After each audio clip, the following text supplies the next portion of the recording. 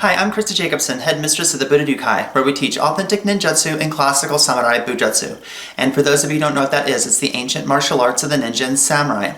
In today's video, it's going to be a little bit of a Q&A session today. I'm going to be taking questions that I've received from students and supporters here on the YouTube channel, and I'm going to kind of answer some of these questions. I've got a timer going, so whatever I don't get to, I'll just make another video. And for you guys who have questions, please stick them in the comment section. I'll be more than happy to put them on my list, and when I do these Q&A type videos, I will try to get to them when I can.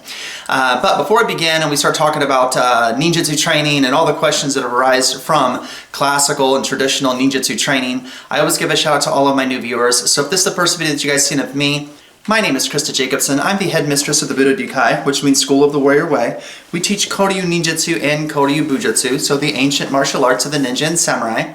This organization does have other areas of focus, such as reality-based self-defense, weapons training and tactics, concealed carry, survival skills, martial arts theory, thought, and philosophy, martial arts conditioning. If any of these topics interest you at all, please subscribe to my YouTube channel, and don't forget to click the bell. I do post 2 to 3 videos every single week, so if you're interested in any of those topics at all, please subscribe, click the bell, and keep up with what we're doing.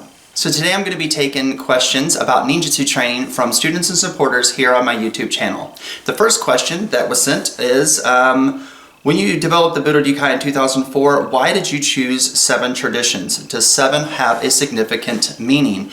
And the answer to that particular question is yes, I chose 7 for a reason. I'm not going to get into the deepest aspect of why 7. 7 holds a lot of weight within the esoteric aspect to our training, and the number 7 is used to denote many things within the teachings here at the school. So getting away from the 7 from that aspect, because that's the kind of stuff that I share with my students, I will answer why we have the 7 traditions that we have. And the reason for that is when I created the Budo Ryu Kai in 2004, I felt that tradition was being thrown out the window. I felt that everyone was just teaching the arts just to make money. It was a money-making scam. They were just throwing out rank willy-nilly. All the hard work and actually, working for something was just being thrown out. It's like participation award. You've shown up 3 days this week. Here's a black belt. You know what I mean? And I just felt like there were so many major organizations that were just doing it wrong, and I wanted to bring tradition and history back to the historical arts of the ninja and samurai. Now, when I chose the 7, I chose the 7 that I felt was the most influential in my life. And again, we can get away from the 7 a bit, but when I looked at it from the most influential arts that were in my life, would help create me to be me, and the ones that I felt that would be most suitable for reality-based self-defense, survival skills, combative tactics, things that I felt would help the student grow the most. These are the 7 that we have. So when you look at the 7 traditions, we have Kokuryu Kempo, Tenshin Ryu Jujutsu, Tomoru Shinobi Jutsu, Eishin Ryu Iai Jutsu, Koto Ryu Kobo Jutsu, Gyoko Ryu Koshi Jutsu, and Togaku Ryu Ninpo Taijutsu. What does this mean, right? So when you look at the 7, basically it's saying we need to have a school that can do close quarter fighting, punching, kicking, striking skills up close, and Kempo was a school that I excelled in. I thought that it was the best suited for close quarter combatives and striking skills. So we have a Kempo tradition within this particular organization. I also felt that grappling, throwing, locking, choking, all that needed to be taken place within the training as well. That needs to be an area that needed to be covered. So we have a Jujutsu tradition here with Tenshin Ryu Jujutsu. Now, when you keep going on, you see things like, okay, so we have Kempo, we have Jiu-Jitsu, but then when you look at things like Gyoko Ryu Koshi Jitsu. Koshi Jitsu teaches it means muscle tearing or vital point striking or soft tissue, but I think there's a benefit to learning how to attack the weak points of the human body and understanding the soft tissue and the muscular structure of the human body. So that's where you see Gyoko Ryu. And then with Koto Ryu, it's another art, but it's more linear, where Gyoko Ryu is circular style of movement, but Koto Ryu tends to be more linear, but it focuses more on the bone structure. So I think there's a benefit of learning the bone structure of the human anatomy and how to go against the weakness of the bone structure. So just looking at those first 4, right, whether it's Kokuryu Kempo, Tenshin Ryu Jujutsu, Gyoko Ryu Koshijutsu, and Koto Ryu Koppojutsu. Just by looking at those four, you can kind of get this idea of, okay, they study Kempo, so they're studying close quarter combat, striking, punching, kicking, all this kind of thing, and you see lots of, you know, the randori and the sparring and all that kind of stuff, but striking. And then you see grappling and throwing and locking. So there's Kempo, there's Jiu-Jitsu, and you could see, oh, now they're learning human anatomy and how it goes against the muscular structure of the human anatomy with the soft tissue and the vital points of Koshijutsu. They're also learning the bone structure of the human anatomy and how to do bone breaking techniques and that type of within Koppojutsu. So you get these four, right? If you're going to be studying classical samurai and ninja martial arts, you need to learn the way of the sword. And Eshin Ryu Iaijutsu was something that I had studied for many years, and it was definitely the art that I felt was the most beneficial when it comes to swordsmanship. So might be a little biased because that's the one that I studied for many years, but so we have swordsmanship within the school. And the other two traditions that we have left, we see Togaku Ryu Ninpo Taijutsu and Tomo Ryu Shinobi Jutsu. Tomo Ryu Shinobi Jutsu fits just whatever people deem as historical ninjutsu. It's anything that you can think of from that perspective is Tomo Ryu, right? So concealment, stealth, espionage, all that type of stuff, survival skills. That's all in Tomo Ryu and Togaku Ryu, and I'm being very generic. Is there more than just striking skills in Kempo? Yes. Is there more than just grappling skills in Tenjin Ryu? Yes. Tenjin Ryu Jujutsu is the largest out of our 7 traditions by far. It also has weapons and Kenjutsu and Sojutsu and Kyujutsu in that particular school too. It's called Jujutsu, but I'm being very generic when I describe the 7 traditions here, right? So, you know, Kempo, Jiu-Jitsu, etc., etc. So all of these traditions are deeper than what I'm making it sound here. I'm just trying to answer the question quickly. With Togaku Ryu, you see a lot of like hidden weapons, concealed weapons, throwing dirt in people's eyes, for lack of a better word, like dirty fighting, you know, connecting to the elements and camouflage and concealment. And when I looked at this idea of the 7 traditions, and it's like, okay, these are the ways that I felt best helped me grow as a martial artist. These are the ones that I excelled in as a martial artist, being the 21st Soke of Tomo Ryu, and the ranks that I had in Eishin Ryu and in Kempo and Jiu-Jitsu. I just felt like this was the way to bring history and tradition back in a world where I felt history and tradition was being deleted. So that's why we have the 7 traditions. The next question is, in one of your Tomo Ryu videos, you discussed Ryu and Nagare. Is there a correlation between the two? Yeah, there's a direct correlation between the two. The kanji that we see for Ryu, like Tomo Ryu, Togakure Ryu, Eishin Ryu, that word Ryu, we use that kanji today to mean school, but actually that kanji has other meanings and kind of denotes different things. It also means like stream or flow. And you could use the same kanji as nagare for flow. So yes, Ryu and nagare, it's the same kanji. And you can use it as school, like again, Tomo Ryu, or you can use it as nagare. It also can mean nagare, or it can mean flowing or stream. So the kanji that we see for Ryu as school can also be pronounced nagare, meaning stream or flow.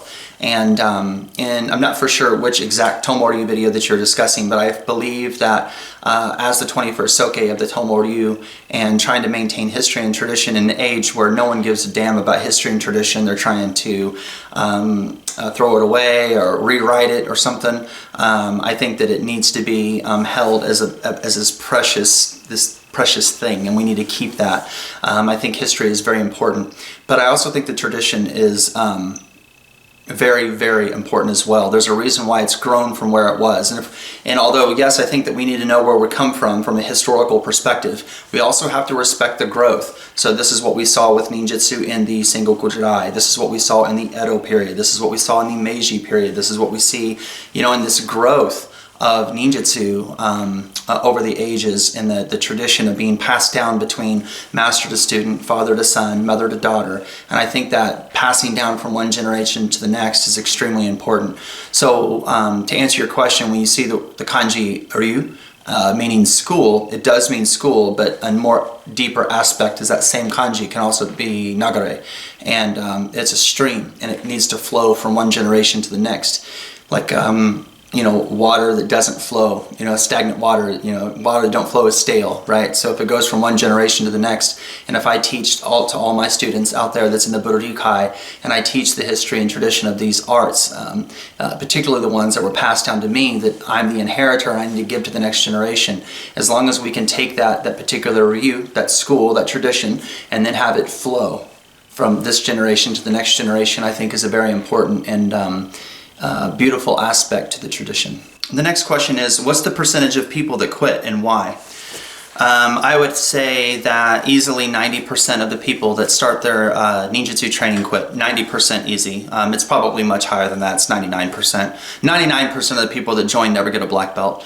90% of the people that join the online dojo do not even get the first belt. They don't even get a yellow belt. 90%. 9 out of 10 people that join the online dojo never take the test.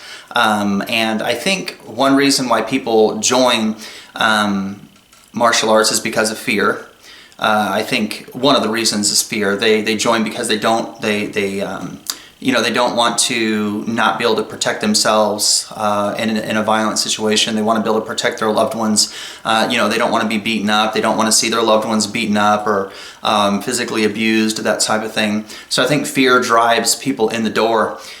Fear also drives them out the door, because then they get in their own head and maybe they're doing the push-ups, sit-ups, and squats, and it's hard, it's difficult, their muscles are burning, they're sparring, they get punched in the head or thrown to the mat or locked out or choked out during sparring, and that fear sets in and then they leave. So fear brings them in and then fear also leaves. I think fear is one of those intangible energy fields that we interact with on a daily basis, and this is energy that we connect to and we recognize. I think sometimes people give it more weight than what it needs, and I say weight, not worth. It gives it more weight, and any of you guys who know the lessons here, you guys know what I mean. Fear is a driving force. I will say that the majority of people that you see, like here at the Hanbu Dojo, that are my top students, that have the most rank, they're not the ones that when they first started you would ever think they would be here for 10 years, 15 years with me.